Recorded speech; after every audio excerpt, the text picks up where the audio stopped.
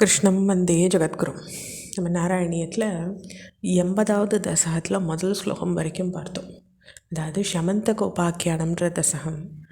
ஷமந்தக மணின்றது 8 பாரம் தங்கத்தை தினமும் அளிக்கக்கூடியது. அதாவது தபசிருந்து அதை நம்ம பெற்றுட்டோம்னாக்கா அது நமக்கு இந்த செல்வத்தை தினம் கொடுக்கும்.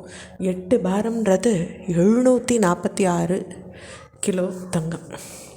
அப்போது இது ஷமந்தகமணின்ற ரத்னத்தை சூரியன்கிட்ட தவம் செஞ்சு சத்ராஜித் அப்படின்ற யாதவன் பெற்றிருந்தார் அப்படின்றத நம்ம முதல் ஸ்லோகத்தில் பார்த்தோம். ஆனால் சுவாமி அவர்கிட்ட ஆசைப்பட்டு உக்ரசேன மகாராஜா கிட்ட அதை கொடுக்கும்படி கேட்குறார். அதை இந்த முதல் ஸ்லோகம் விளக்கிது. இப்போ 2வது ஸ்லோகத்தை பார்க்கலாம். அதத்தம் தம் துப்யம் மணிவரம் அனேன ஆல்பமனசா பிரசேனஸ்தத்ப்ராதா கலபுவிபஹன் பிராபமிருகயாம் அஹண்யேனம் சிம்ஹோ மணிமஹசி மாம்ச பிரமவசாத் கபீந்திரஸ்தம் குஹத்வா மணிமபி ச பாலாய ததிவான். அப்போ அற்ப மனசால் சத்ராஜித்தால் உமக்கு கொடுக்கப்படாத அந்த ரத்னத்தை, அதாவது சத்ராஜித் அப்போ நல்ல மனசோடு இருந்திருந்தாருன்னா சுவாமி கேட்டோன்னு கொடுத்துருப்பார். அப்போ அவருக்கு அல்ப மனசு இருந்திருக்கு, அவர் மாட்டேன்னு விட்டார். அப்போ அவன் தம்பியான பிரச்சேனன் கழுத்தில் அணிஞ்சுண்டு அதை வேட்டையாட புறப்படுறார். ஒரு சிங்கம் அந்த ரத்னத்தின் ஒளியை பார்த்து அது மாம்சமோன்னு மதி மயங்கி அந்த தம்பியை கொன்னுடுறது. பிறகு வானர்களின் தலைவனான கரடி ஜாம்பவான் அந்த சிங்கத்தை கொண்டு அந்த ரத்னத்தை தம்முடைய பெண் ஜாம்பவதிக்கு கொடுக்குறார். இப்படி அந்த ரத்னம் ஜாம்பவதிக்கு போய் சேர்றது. சசம்சு சத்ராஜித் கிரம் அனுஜனாஸ்துவாம் மணிஹரம் ஜனானாம் பீயூஷம் பவதி குணினாம் தோஷகணிகா தத சர்வஜ்ஞோபி ஸ்வஜன சஹிதோ மார்கணபரஹ பிரசேனம் துவம் திருஷ்ட்வா ஹரிம் அபி கதோ பூ கபிகுஹாம். அப்போது ஜனங்கள்லாம் சத்ராஜித் சொன்னதை பின்பற்றி சுவாமி தான் ரத்னத்தை கவர்ந்துட்டார்னு சொல்ல ஆரம்பிச்சிட்டாங்க.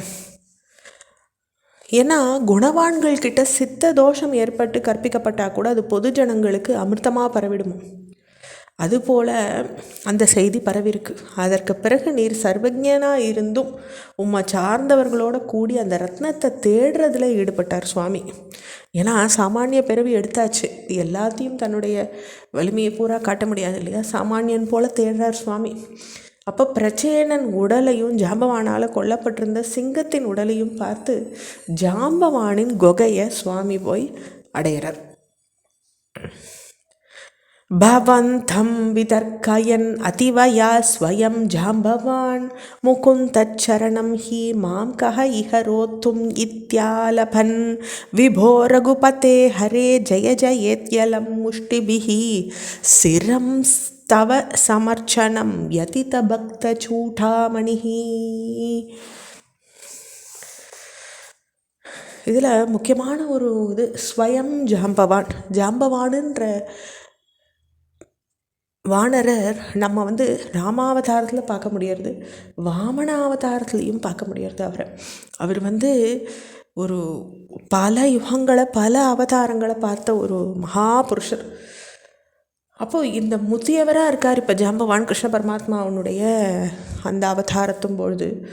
அப்போது உம்மை அடையாளம் கண்டுக்காமல் விஷ்ணு பக்தனான என்ன அடக்க வர்றவா யாருன்னு கேட்குறார். ஏன்னா ஜாம்பவானுக்கு அந்த யுகமாக விஷ்ணு பக்தி. அப்போ சுவாமி தான் வரார், அவரும் அவரோட அம்சம்தான்றத ஜாம்பவானால் தெரிஞ்சிக்க முடியல, யார் தன் அடக்க வராருன்னு கேட்குறார். அப்போ அது இவர்னு தெரிஞ்சுட்ட அப்புறம் பிரபுவே ஸ்ரீராமா ஹரியே உம்முடைய நாமம் வெல்க ஜெய ஜெயன்னு அடிக்கடி சொல்லிட்டு உம்மை துதித்து எதிர்த்து முஷ்டிகளால் குத்தி நன்னா பூஜை பண்ணுறாரு. அதாவது ஒரு வீரன் எப்படி பூஜை பண்ணுவாரோ அப்படி சுவாமியை கிருஷ்ண பரமாத்மாவை ஜாம்பவான் ஆராதித்ததாக சொல்லப்பட்டிருக்கு. அடுத்த ஸ்லோகம். புத்வா ததேன தத்தாம் நவரமணீம் வரமணீம் ச பிரஹ்ருஹ்ணன் அனுக்ருஹ்ணன் அமமாக சபித ச சத்ராஜிதே மணிம் பிராதாக. அப்போது நீர்தான்னு தெரிஞ்சுட்ட ஜாம்பவானால் மகிழ்ச்சி தாங்க முடியல.